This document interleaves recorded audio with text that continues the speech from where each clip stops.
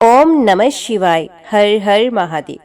आप सभी का हमारे YouTube चैनल जय मां कंजक में हार्दिक स्वागत है।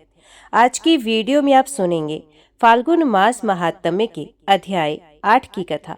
नारद जी कहते हैं, अर्जुन, मैं देश देश घूमकर विद्या रूपी नेत्र वाले ब्राह्मणों की परीक्षा करता हूँ। यदि वे मेरे प्रश्नों का उत्तर दे देंगे तब मैं उन्हें दान करूंगा। ऐसा विचार करके मैं उस स्थान से उठा और महर्षियों के आश्रम पर इन प्रश्न रूपी श्लोकों का गान करता हुआ विचरण करने लगा। ये श्लोक इस प्रकार है, सुनो। मातृका को कौन विशेष रूप से जानता है? वे मातृका कितने प्रकार की और कैसे अक्षरों वाली है? कौन द्विज 25 वस्तुओं के बने हुए ग्रह को अच्छी तरह जानता है? अनेक रूप वाली स्त्री को एक रूप वाली बनाने की कला किसको ज्ञात है? संसार में रहने वाला कौन पुरुष विचित्र कथा वाली वाक्य रचना को जानता है? कौन स्वाध्यायशील ब्राह्मण समुद्र में रहने वाले महान ग्रह की जानकारी रखता है? किस श्रेष्ठ ब्राह्मण को 8 प्रकार के ब्राह्मण तव का ज्ञान है? 4 युगों के मूल दिनों को कौन बता सकता है? 14 मनुओं के मूल दिवस का किसको ज्ञान है? भगवान सूर्य किस दिन पहले रथ पर सवार हुए, जो काले सर्प की भांति सब प्राणियों को उद्वेग में डाले रहता है, उसे कौन जानता है? इस भयंकर संसार में कौन दक्ष मनुष्यों से भी अत्यधिक दक्ष माना गया है? कौन ब्राह्मण दोनों मार्गों को जानता और बतलाता है? जो श्रेष्ठ ब्राह्मण मेरे इन 12 प्रश्नों को जानते हैं, वे मेरे लिए परम पूज्य हैं और मैं उनका चिरकाल तक सेवक बना रहूंगा। अर्जुन, इन प्रश्नों का गान करता हुआ मैं सारी पृथ्वी पर घूमता रहा। मुझे जो जो ब्राह्मण मिले उन सब ने यही कहा, आपके इन प्रश्नों की व्याख्या बहुत कठिन है, हम तो केवल नमस्कार करते हैं। इस प्रकार सारी पृथ्वी पर घूमकर मैं लौट आया और हिमालय के शिखर पर बैठकर पुनः इस प्रकार विचार करने लगा, अहो, मैंने सब ब्राह्मणों को देख लिया, अब क्या करूं? इसी समय मेरे मन में ये विचार उत्पन्न हुआ कि मैं अभी तक कलाप ग्राम में तो गया ही नहीं।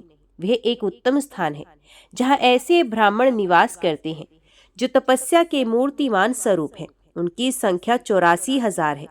वे सब के सब वेदाध्ययन से सुशोभित होते रहते हैं। अतः उसी स्थान पर चलूं। मन ही मन ऐसा निश्चय करके मैं वहां से चल दिया और आकाश मार्ग से वहां जा पहुंचा। पुण्य भूमि पर बसा हुआ वे श्रेष्ठ ग्राम 100 योजन तक फैला हुआ था। नाना प्रकार के वृक्ष वहां सब ओर से छाया किए हुए थे। अग्निहोत्र से उठा हुआ धुएं का प्रवाह वहां कभी शांत नहीं होता था। कलाप ग्राम वह स्थान है जहां सतयुग के लिए सूर्यवंश, चंद्रवंश तथा ब्राह्मण वंश का बीज शेष और सुरक्षित है। उस स्थान पर पहुंचकर मैंने द्विजों के आश्रमों में प्रवेश किया, जहां श्रेष्ठ ब्राह्मण मधुर वाणी में अनेक प्रकार के वादों पर वार्तालाप कर रहे थे। उस समय उस विद्युत सभा के बीच मैंने अपनी भुजा उठाकर घोषणा की, ब्राह्मणों, अब आप लोग मेरे प्रश्नों का समाधान कीजिए। ब्राह्मण बोले, विप्रवर, आप अपना प्रश्न उपस्थित कीजिए। ये हमारे लिए बहुत बड़ा लाभ है कि आप कोई प्रश्न पूछ रहे हैं। वहां के विद्वान ब्राह्मण, पहले मैं उत्तर दूंगा, पहले मैं उत्तर दूंगा, ऐसा कहकर एक दूसरे को मना करने लगे। तब मैंने उनके सामने अपने 12 प्रश्न उपस्थित किए। सुनकर वे मुनीश्वर उन प्रश्नों को खिलवाड़ समझते हुए मुझसे कहने लगे, विप्रवर, आपके प्रश्न तो बालकों के से हैं। इन छोटे छोटे प्रश्नों से यहाँ क्या होने वाला है? आप हम लोगों में जिसे सबसे छोटा और ज्ञानहीन समझते हो, वही इन प्रश्नों का उत्तर दे। ये सुनकर मुझे बड़ा आश्चर्य हुआ। मैंने अपने को कृतार्थ माना और उनमें से एक बालक को सबसे हीन समझकर कहा, ये मेरे प्रश्नों का उत्तर दे। उस बालक ब्राह्मण का नाम सुतनु था। उसने मेरे प्रश्नों का उत्तर देते हुए कहा, मातृका में 52 अक्षर बताए गए। उन सब में प्रथम अक्षर ओंकार है। उसके सिवा 14 स्वर, 33 व्यंजन, अनुस्वार, विसर्ग, जीवा मूल्य तथा उपम धान्य, ये सब मिलकर 52 मातृका वर्ण माने गए। द्विजवर, ये तो मैंने आपसे अक्षरों की संख्या बताई, अब इनका अर्थ सुनिए। इस अर्थ के विषय में पहले आपसे एक इतिहास कहूंगा। पूर्व काल की बात है। मिथिला नगरी में कोथुम नाम के प्रसिद्ध एक ब्राह्मण रहते थे। उन्होंने इस पृथ्वी पर प्रचलित हुई संपूर्ण विद्याओं को पढ़ लिया था। वे 31,000 वर्षों तक आदर पूर्वक अध्ययन में लगे रहे। उनका एक क्षण भी कभी व्यर्थ नष्ट नहीं हुआ। अध्ययन पूरा करके जब वे गृहस्थ हुए तब कुछ काल के बाद उनके एक पुत्र हुआ। उनके सारे बर्ताव जड़ की भांति होते थे। उसने केवल मातृका पढ़ी। मातृका पढ़ने के बाद वे किसी प्रकार दूसरी कोई बात नहीं याद करता था। इससे उसके पिता बहुत खिन्न हुए और उस जड़ बालक से कहने लगे, बेटा पढ़ो पढ़ो, मैं तुम्हें मिठाई दूंगा। नहीं पढ़ोगे तो ये मिठाई दूसरे को दे दूंगा और तुम्हारे दोनों कान उखाड़ लूंगा। ये सुनकर पुत्र ने कहा, पिताजी, क्या मिठाई लेने के लिए ही पढ़ा जाता है? क्या लोभ की पूर्ति ही अध्ययन का उद्देश्य है? अध्ययन तो उसका नाम है जो मनुष्यों को परलोक में लाभ पहुंचाने वाला है। कोथुम बोले, वत्स, ऐसी बातें कहने वाले तेरी आयु बढ़े। तेरी यह बुद्धि बहुत अच्छी है, पर तू पढ़ता क्यों नहीं है? तो पुत्र ने कहा, पिताजी, जानने योग्य जितनी भी बातें हैं वे सब तो मैंने मातृका में ही जान ली। बताइए, इसके बाद अब कंठ किस लिए सुखाया जाए? पिता बोले, वत्स, तू तो आज बड़ी विचित्र बात कहता है। मातृका में तूने किस ज्ञातव्य अर्थ का ज्ञान प्राप्त किया है? बता बता, मैं तेरी बात फिर सुनना चाहता हूँ।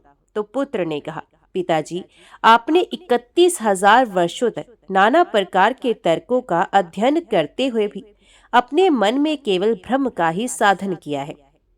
ये धर्म है, ये धर्म है, ऐसा कहकर शास्त्रों में जो धर्म बताया गया है उसमें चित्त भ्रांत सा हो जाता है। आप उपदेश को केवल पढ़ते हैं, उसके वास्तविक अर्थ की जानकारी नहीं रखते। जो ब्राह्मण केवल पाठ मात्र करते हैं, अर्थ नहीं समझते, वे 2 पैर वाले पशु हैं। अतः मैं आपसे मोहनाशक वचन सुनाता हूँ। आकार ब्रह्मा कहे गए हैं, भगवान विष्णु ओकार बताए गए, मकार को भगवान महेश्वर का प्रतीक माना गया। ये 3 गुणमय स्वरूप बताए गए। ओंकार के मस्तक पर जो अनुस्वार रूप अर्धमात्रा है वे सर्वोत्कृष्ट भगवान सदाशिव का प्रतीक है। ये है ओंकार की महिमा, जिसका वर्णन कोटि कोटि ग्रंथों द्वारा 10,000 वर्षों में भी नहीं किया जा सकता। पुनः जो मात्र का सार सर्वस्व बताया गया है उसे सुनिए।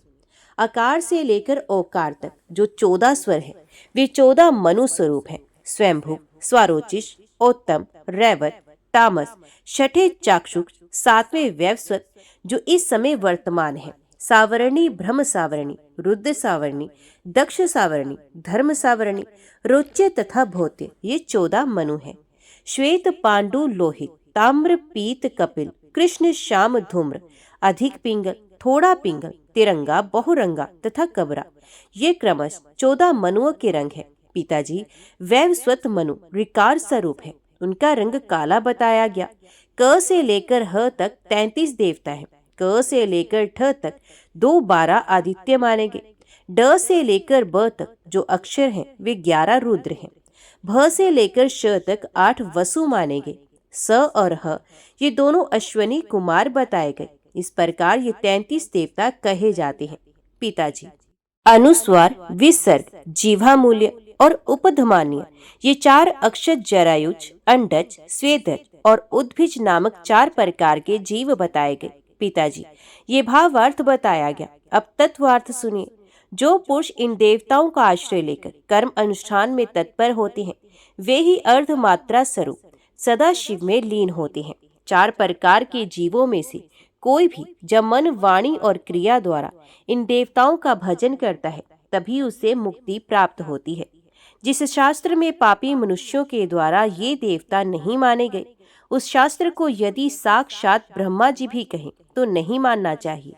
ये सब देवता वैदिक मार्ग में सर्वत्र प्रतिष्ठित हैं। अतः जो दुरात्मा इन देवताओं का उल्लंघन करके तप, दान अथवा जप करते हैं वे वायु प्रधान मार्ग में जाकर सर्दी से कांपते रहते हैं। अहो, अजितेंद्रिय मनुष्यों के मोह की महिमा तो देखो।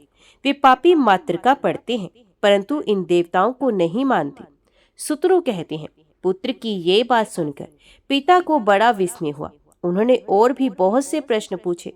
पुत्र ने भी उनके प्रश्नों के अनुसार ठीक ठीक उत्तर दिया। मुने, मैंने भी उसी प्रकार तुम्हारे मातृका संबंधी उत्तम प्रश्न का समाधान किया है। अब 25 वस्तुओं से बने हुए ग्रह संबंधी द्वितीय प्रश्न का उत्तर सुनिए। 5 महाभूत, 5 कर्मेंद्री, 5 ज्ञानेंद्री, 5 विषय, मन, बुद्धि, अहंकार, प्रकृति और पुरुष, ये 25 तत्व हैं। 25वां तत्व पुरुष है जो सदा शिव स्वरूप है। इन 25 तत्वों से संपन्न हुआ ये शरीर ही घर कहलाता है, और जो इस शरीर को इस प्रकार तत्व जानता है वे कल्याण में परमात्मा को प्राप्त होता है। वेदांतवादी विद्वान बुद्धि को ही अनेक रूपों वाली स्त्री कहते हैं, क्योंकि वही नाना प्रकार के विषयों अथवा पदार्थों का सेवन करने से अनेक रूप ग्रहण करती है, किंतु अनेक रूपा होने पर भी वह एकमात्र धर्म के संयोग से एक रूपा ही रहती है। जो इस तत्वार्थ को जानता है वह धर्म का आश्रय लेने के कारण कभी नरक में नहीं पड़ता।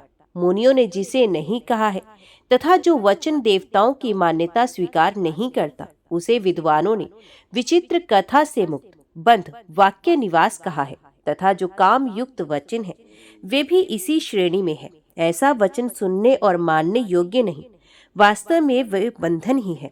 अब 5वें प्रश्न का समाधान सुनिए। एकमात्र लोभ ही इस संसार समुद्र के भीतर महान ग्रह है। लोभ से पाप में प्रवृत्ति होती है, लोभ से क्रोध प्रकट होता है, लोभ से कामना होती है, लोभ से ही मोह, माया, अभिमान, जड़ता, दूसरे के धन की स्पृहा, अविद्या और मूर्खता होती है। ये सब कुछ लोभ से ही उत्पन्न होता है। दूसरे के धन का अपहरण, पराई स्त्री के साथ बलात्कार, सब प्रकार के दुस्साहस में प्रवृत्ति तथा ना करने योग्य कार्यों का अनुष्ठान भी लोभ की ही प्रेरणा से होता है। अपने मन को जीतने वाले संयमी पुरुष को उचित है कि वह उस लोभ को मोह सहज जीते। जो लोभी और अजितात्मा है उन्हीं में दंभ, द्रोह, निंदा, चुगली और दूसरों में डाह, ये सब दुर्गुण प्रकट होते हैं। जो बड़े बड़े शास्त्रों को याद रखते हैं और दूसरों की शंकाओं का निवारण करते हैं, ऐसे बहुज्ञ विद्वान भी लोभ के वशीभूत होकर नीचे गिर जाते हैं। लोभ और क्रोध में आसक्त मनुष्य सदाचार से दूर हो जाते हैं।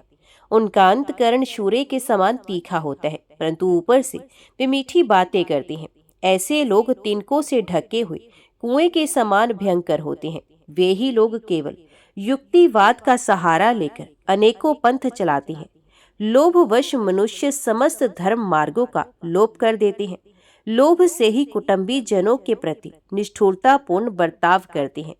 कितने ही नीच मनुष्य लोभवश धर्म का अपना बाहरी आभूषण बना धर्मध्वजी होकर जगत को लूटते हैं। वे सदा लोभ में डूबे रहने वाले महान पापी हैं। राजा जनक, युवनाश्व, वृषादर्भी, परसेनजीत तथा और भी बहुत से राजा लोभ का नाश करके स्वर्गलोक में गए हैं। इसलिए जो लोग लोभ का परित्याग करते हैं वे ही इस संसार समुद्र के पार जाते हैं।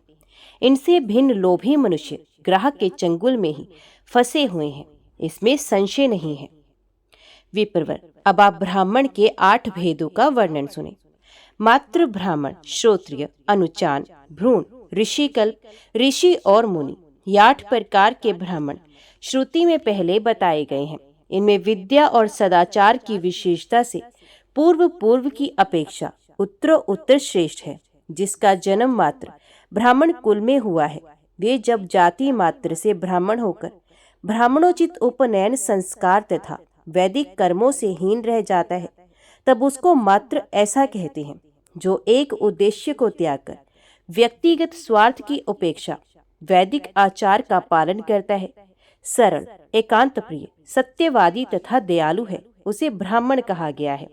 जो वेद की किसी एक शाखा को कल्प और 6 अंगों सहित पढ़कर ब्राह्मणोचित 6 कर्मों में संलग्न रहता है, वे धर्मज्ञ विप्र श्रोत्रिय कहलाता है। जो वेदों और वेदांगों का तत्वज्ञ, पाप रहित, शुद्ध चित्त, श्रेष्ठ श्रोत्रिय विद्यार्थियों को पढ़ाने वाला और विद्वान है, वे अनुचान माना गया।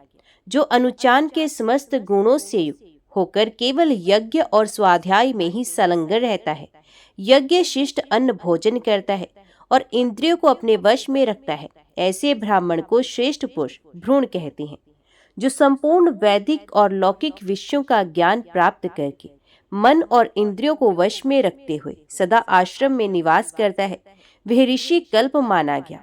जो पहले नैष्ठिक ब्रह्मचारी होकर नियमित भोजन करता है, जिसको किसी भी विषय में कोई संदेह नहीं है, तथा जो शाप और अनुग्रह में समर्थ और सत्य प्रतीक है, ऐसा ब्राह्मण ऋषि माना गया, जो निर्वर्ती मार्ग में स्थित संपूर्ण तत्वों का ज्ञाता, काम क्रोध से रहित, ध्यानिष्ठ, निष्क्रिय, जितेंद्रिय तथा मिट्टी और स्वर्ण को समान समझने वाला है। ऐसे ब्राह्मण को मुनि कहते हैं। इस प्रकार वंश विद्या और सदाचार से ऊंचे उठे हुए ब्राह्मण त्रिशुक्ल कहलाते हैं। वे ही यज्ञ आदि में पूजे जाते हैं। इस प्रकार 8 भेदों वाले ब्राह्मण तप का वर्णन किया गया। अब युगादि तिथियां बताई जाती हैं। कार्तिक मास के शुक्ल पक्ष की नवमी तिथि सतयुग की आदि बताई गई।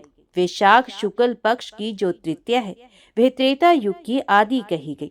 माघ कृष्ण पक्ष की अमावस्या को विद्वानों ने द्वापर की आदि तिथि माना और भाद्र कृष्ण त्रयोदशी कलयुग की प्रारंभ तिथि कही गई।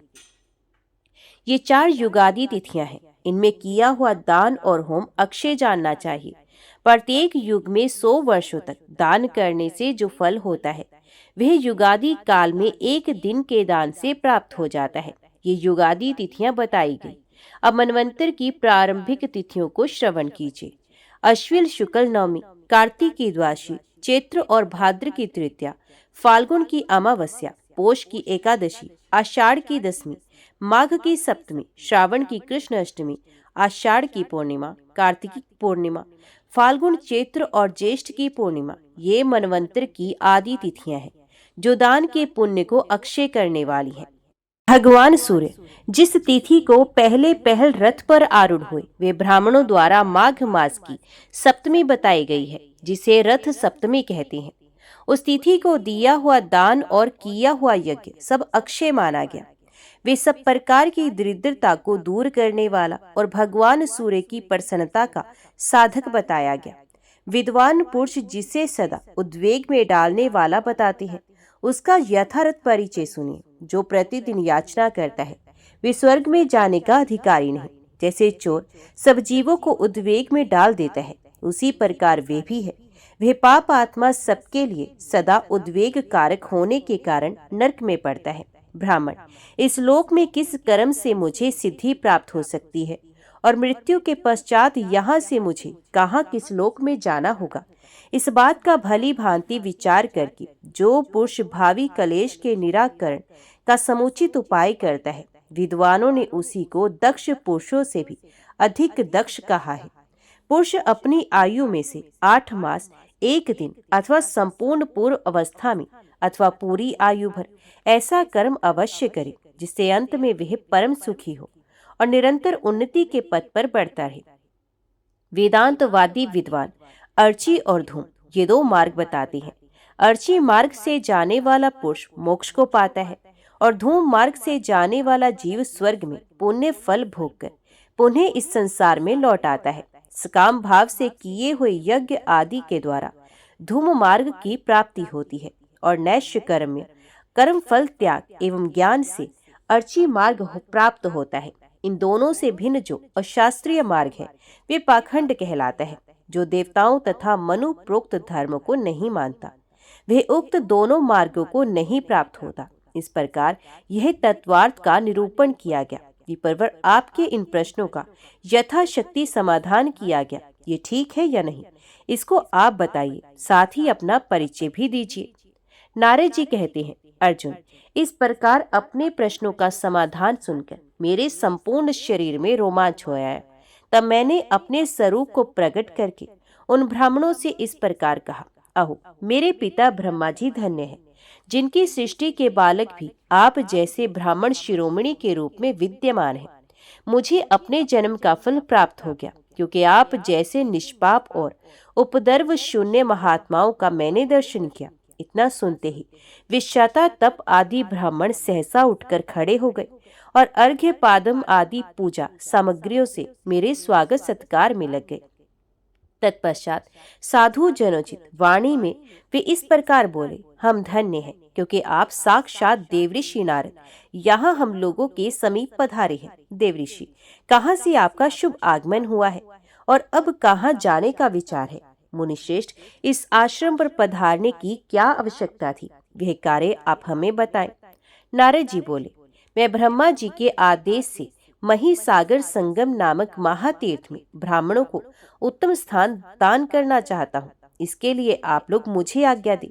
मेरे ऐसा कहने पर शातातप ने सब ब्राह्मणों की ओर दृष्टि डालकर यो कहना आरंभ किया, नारद जी, ये सत्य है कि भारतवर्ष देवताओं के लिए भी दुर्लभ है। उसमें भी महिसागर संगम के विषय में तो कहना क्या, जहाँ स्नान करने वाला पुरुष संपूर्ण महातीर्थों में स्नान करने का फल पाता है। आपके प्रस्ताव में एक ही महान दोष है जिससे हम लोग निरंतर डरते रहते हैं। वहाँ बहुत से निर्दयी और दुस्साहसपूर्ण कर्म करने वाले चोर हैं, जो हमारे जैसे तपस्वियों का धन हर लेते हैं। स्पर्श वर्णों में जो 16वां और 21वां अक्षर है, वही हमारा धन है। उस धन से हीन हो जाने पर हमारा जन्म कैसा निरर्थक हो जाएगा। हम चोरों के हाथ में ना पड़े, यही हमारी अभिलाषा है। अर्जुन ने पूछा, ब्राह्मण, वे चोर कौन है और कौन सा धन हरते हैं? नारद जी ने कहा, कुंती नंदन, काम और क्रोध आदि दोष ही चोर है, और तब भी उन ब्राह्मणों का धन है जिसके अपहरण के भय से उन्होंने मुझसे वैसी बात कही थी। तब हारित मुनि बोले, कौन अपनी मूढ़ बुद्धि के कारण महिसागर संगम नामक तीर्थ का त्याग करेगा, जहाँ स्वर्ग और मोक्ष हाथ में ही रहते हैं? हमारे हृदय में भगवान उमानाथ का निवास है। वे दृढ़ता पूर्वक हमारा पालन करते हैं। उनके रहते हुए वहां चोरों का भय हमारा क्या कर लेगा? नारद जी, आपके कहने से मैं वहां चलूंगा। मेरे परिवार में 26,000 ब्राह्मण हैं। वे सबके सब अध्ययन, अध्यापन आदि 6 कर्मों में तत्पर, बाहर भीतर से शुद्ध तथा लोभ और दंभ से रहित हैं। उन सबके साथ मैं वहां चल सकता हूँ, ये मेरा उत्तम निश्चय है। उनके ऐसा कहने पर मैंने उन सब ब्राह्मणों को अपने दंड के ऊपर चढ़ा लिया और बड़ी प्रसन्नता के साथ सहसा आकाश मार्ग से लौट पड़ा। बीच में 100 योजन तक का हिम का मार्ग है।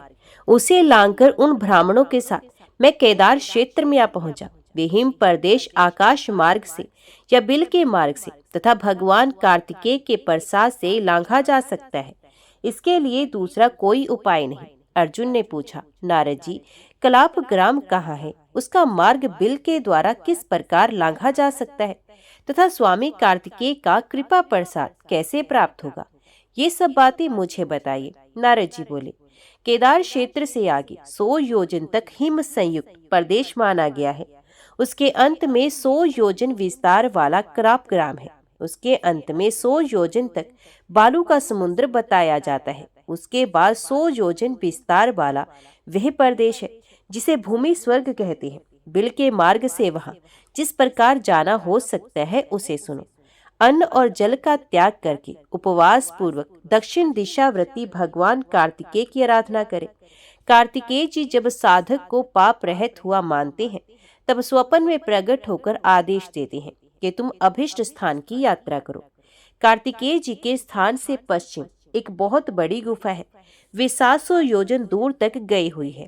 कार्तिकेय जी की आज्ञा मिलने के पश्चात उसी में प्रवेश करके आगे बढ़ना चाहिए। उसके भीतर मरकत मणि का एक शिवलिंग है जो सूर्य के समान प्रकाश करने वाला है। उस शिवलिंग के आगे अत्यंत स्वच्छ स्वर्ण के रंग की मिट्टी मिलती है। वह शिवलिंग को नमस्कार करके तथा उस पीली मिट्टी को हाथ में लेकर स्तंभ तीर्थ में आना चाहिए। वहां भगवान कुमार तथा वराह देव की आराधना करके आधी रात होने पर कुएं से जल निकालना चाहिए। उस जल और मिट्टी से दोनों आंखों में अंजन करना चाहिए। साथ ही संपूर्ण शरीर में उस जल और मिट्टी का उपटन लगाना चाहिए। उस अंजन के प्रभाव से कदाचित 60 कदम चलने पर उसे एक सुंदर बिल दिखाई देता है। तदंतर उस बिल के भीतर से होकर वह यात्रा करे।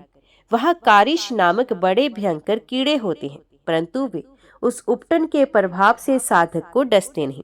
उस बिल के भीतर भगवान सूर्य के समान तेजस्वी सिद्ध पुरुषों का दर्शन करते हुए साधक आगे बढ़ता है और परम उत्तम कलाप ग्राम में पहुंच जाता है। वहां के मनुष्यों की आयु 4000 वर्ष की बताएगी। वहां सब लोग फलों का ही भोजन करते हैं। इस प्रकार बिल के मार्ग से कलाप ग्राम तक पहुंचने की विधि बताएगी। अब आगे जो कुछ हुआ उसको श्रवण करो। अपनी तपस्या की शक्ति से अत्यंत सूक्ष्म रूप धारण करने वाले उन ब्राह्मणों को दंड के उग्र भाग पर रखकर मैं महिसागर संगम तीर्थ में आया और वहां पवित्र जलाशय के तट पर उतार कर उन्हें स्वतंत्र कर दिया। फिर उन श्रेष्ठ ब्राह्मणों के साथ मैंने संपूर्ण दोषों को दग्ध करने के लिए दावानल सदृश महिसागर संगम तीर्थ में स्नान किया और देवताओं तथा पितरों का तर्पण करके परम उत्तम गायत्री मंत्र का जप करते हुए हम सब लोग संगम के समीप बैठ गए। हृदय में भगवान विष्णु का ध्यान करते हुए भगवान सूर्य की ओर देखते रहे। इसी समय इंद्र आदि देवता, सूर्य आदि संपूर्ण ग्रह, लोकपाल, 8 देव जातियां, गंधर्व तथा अप्सराओं के समूह, ये सब वहां आ पहुंचे। तदंतर महामुनि कपिल जी भी वहां आए और नारद जी से इस प्रकार बोले, देव ऋषि, मुझे 8000 ब्राह्मण दीजिए। कलाप ग्राम के निवासी इन ब्राह्मणों को मैं भूमि दान करूंगा, आप इसकी व्यवस्था करें। तब मैंने उनसे प्रतिज्ञा पूर्वक कहा, महामुने, ऐसा ही हो। आप भी यहाँ उत्तम कपिल स्थान का निर्माण करें। श्राद्ध में अथवा श्राद्ध उपयोगी समय प्राप्त होने पर जिसके आश्रम में आया हुआ अतिथि विमुख लौट जाता है, उसका सब सत्कर्म निष्फल होता है। जो अतिथि का पूजन सत्कार नहीं करता वे रौरव नरक में जाता है। जिसके द्वारा अतिथि का पूजन होता है वह संपूर्ण देवताओं के द्वारा स्वयं भी पूजित होता है। इसलिए उस तीर्थ में दान और यज्ञ के द्वारा मैंने कपिल मुनि को भोजन कराया। तत्पश्चात मैंने श्रीमान हारित मुनि को उनका चरण पखारने के लिए बुलाया। तब मैंने ब्राह्मणों से कहा, पूर्व काल की बात है, महर्षि अंगीरा के कुल में एक प्रसिद्ध ब्राह्मण हुए थे। वे महान विद्वान थे, परंतु प्रत्येक कार्य में अधिक विलंब किया करते थे। उनके पिता का नाम महर्षि गौतम था। वे सब कार्य भलीभांति सोच विचार कर बहुत देर के बाद प्रारंभ करते थे। उनके द्वारा चिरकाल में कार्य सिद्धि होने के कारण वे जन साधारण में चिरकारी कहे जाने लगे। एक बार चिरकारी की माता से कोई अपराध हो गया। उससे कुपित होकर उनके अदीर्घदर्शी पिता ने अन्य सब पुत्रों को छोड़कर केवल चिरकारी को आदेश दिया कि तुम अपनी इस माता को मार डालो। उन्होंने बड़ी देर के बाद उत्तर दिया, अच्छा, ऐसा ही करूंगा। परंतु वे तो स्वभाव से ही चिरकारी थे। अपनी चिरकारिता का विचार करके चिरकाल तक इससे विषय में सोच विचार करते रहे। मैं पिता की इस आज्ञा का पालन कैसे करूं? अपनी माता को कैसे मारूं? पिता के आज्ञा पालन रूप धर्म का बहाना लेकर इस मात्र हत्या रूप अधर्म में कैसे डूब जाऊं? माना कि पिता की आज्ञा का पालन सबसे बड़ा धर्म है, परंतु उसी प्रकार माता की रक्षा भी तो मेरा अपना धर्म है। पुत्र तब सर्वथा परतंत्र है। पुत्र माता और पिता दोनों के अधीन है। स्त्री की, उसमें भी माता की हत्या करने कभी भी कौन सुखी रह सकता है? ऐसे ही पिता की भी अवहेलना करके कौन प्रतिष्ठा प्राप्त कर सकता है? पुत्र के लिए यही उचित है कि पिता की अवहेलना न करे, साथ ही उसके लिए माता की रक्षा करना भी उचित है। शरीर आदि जो देने योग्य वस्तुएं हैं, उन सबको एकमात्र पिता देते हैं। इसलिए पिता की प्रत्येक आज्ञा का पालन करना चाहिए। पिता की आज्ञा का पालन करने वाले पुत्र के पूर्वकृत पातक भी धुल जाते हैं। पिता स्वर्ग है, पिता धर्म है और पिता सर्वश्रेष्ठ तपस्या है। पिता के प्रसन्न होने पर सब देवता प्रसन्न हो जाते हैं। यदि पिता प्रसन्न है तो पुत्र के सब पापों का प्रायश्चित हो जाता है। वे सब प्रकार के बंधनों से मुक्त हो जाता है।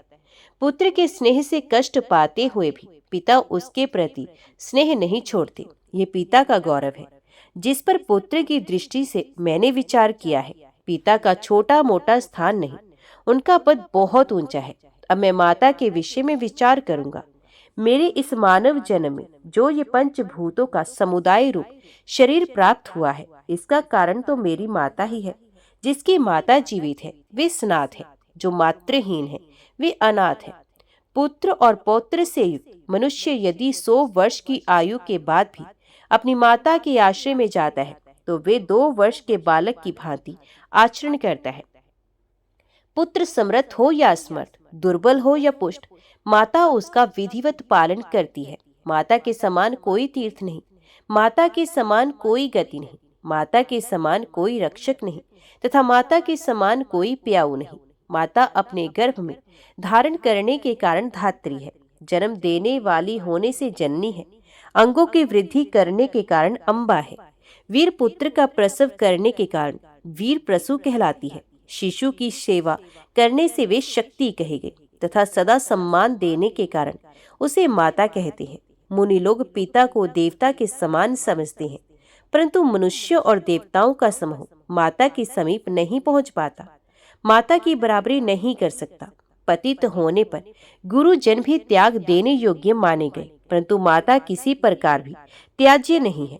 कोशिकी नदी के तट पर स्त्रियों से घिरे हुए राजा बलि की ओर वे देर तक देखती रही। केवल इसी अपराधवश पिता ने मुझे अपनी माता को मार डालने का आदेश दिया। चिरकारी होने के कारण वे इन्हीं सब बातों पर अधिक समय तक विचार करते रहे, परंतु उनकी चिंता का अंत नहीं हुआ।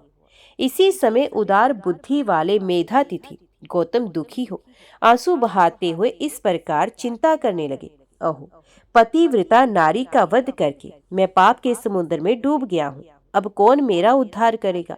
मैंने उदार विचारकारी चिरकारी को बड़ी शीघ्रता से वे कठोर आज्ञा दे दी थी।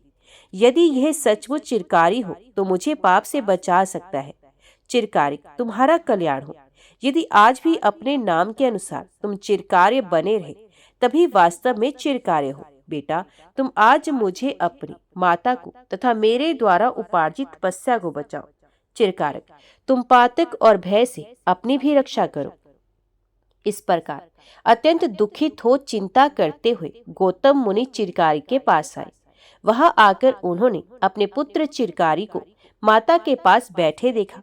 चिरकारी पिता को अपने समीप आया देख बहुत दुखी हुई और हथियार फेंककर पिता के चरणों में मस्तक रखकर वे उन्हें प्रसन्न करने की चेष्टा करने लगे। मेधातिथि पुत्र को पृथ्वी पर मस्तक रखकर पड़े देख और पत्नी को जीवित पाकर बड़े प्रसन्न हुए। जब पुत्र हाथ में हथियार लेकर खड़ा था, तब भी माता ने ऐसा नहीं समझा कि ये मुझे मार डालेगा।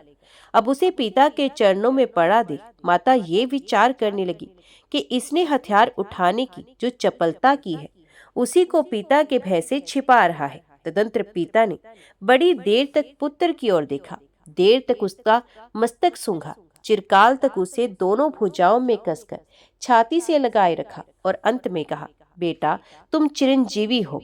मेधातिथि बड़ी देर तक प्रसन्नता में डूबे रहे, फिर पुत्र से इस प्रकार बोले, चिरकारी, तुम्हारा कल्याण हो। तुम्हारी आयु चिरस्थायिनी हो। सौम्य, तुमने चिरकाल तक विलंब करके जो कार्य किया है, उसके कारण मुझे इस समय अधिक समय तक दुखी नहीं होना पड़ा। तदंतर प्रसिद्ध विद्वान मुनि श्रेष्ठ गौतम ने गाथा गान किया, जो इस प्रकार है। चिरकाल तक विचार करके कोई मंत्रणा स्थिर करे, स्थिर किए हुए मंत्र परामर्श को चिरकाल के बाद छोड़े। चिरकाल में किसी को मित्र बनाकर उसे चिरकाल तक धारण किए रहना उचित है। राग, दर्प, अभिमान, द्रोह, पाप कर्म तथा अप्रिय कर्तव्य में चिरकारी विलंब करने वाला प्रशंसा का पात्र है।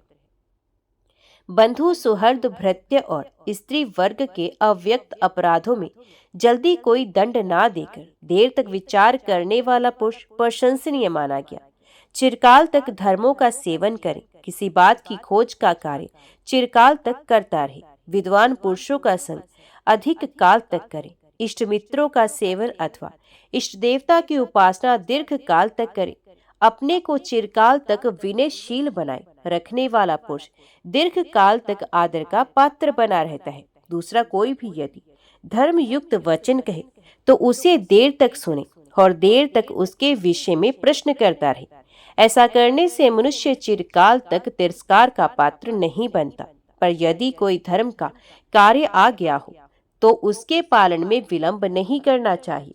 शत्रु हाथ में हथियार लेकर आता हो तो उसमें आत्मरक्षा करने में देर नहीं लगानी चाहिए।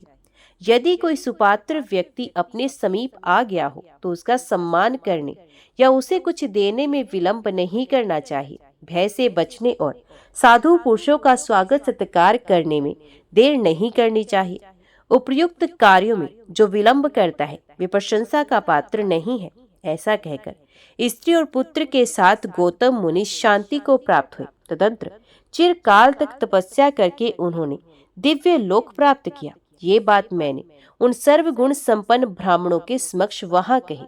तत्पश्चात धर्मवर्मा के समीप हारित आदि मुनियों के चरण पखारकर संपूर्ण देवताओं को साक्षी बनाकर मैंने संकल्प पूर्वक स्वर्ण, गो, ग्रह, धन, स्त्री, वस्त्र और आभूषण आदि दे उन ब्राह्मणों को कृतार्थ किया। इसके बाद उस देव समाज में इंद्र ने हाथ उठाकर कहा, देवताओं, भगवान शंकर के अर्धांग में अपना वामभाग भाग स्थापित करने वाली देवी गिरिराज नंदिनी जब तक विद्यमान है, गणेश जी हम सब देवता और ये तीनों लोग जब तक मौजूद हैं, तब तक नारद जी के द्वारा स्थापित किया हुआ यह स्थान सदा समृद्धिशाली बना रहे। इस स्थान को नष्ट करने वाले मनुष्य पर ब्रह्म शाप, विष्णु शाप, रुद्र शाप तथा ब्राह्मण शाप भी पड़े, क्योंकि तीर्थ भूमि में देवताओं और ब्राह्मणों की द्रव्य का अपहरण करने वाले और उनका अनुमोदन करने वाले पापात्मा मनुष्य नरक में सैकड़ों वर्षों तक रुद्र ताल की मार खाते रहते हैं। तब सब ने प्रसन्न होकर ऐसा ही हो, ऐसा ही हो इस प्रकार कहा। इस प्रकार मेरे द्वारा स्थापित किए हुए स्थान में महर्षि कपिल ने कापिल नामक स्थान की संस्थापना की। तदंतर सब देवता देवलोक को चले गए। ओम नमः शिवाय। हर हर महादेव। आगे की कथा आप अगले अध्याय में सुनेंगे।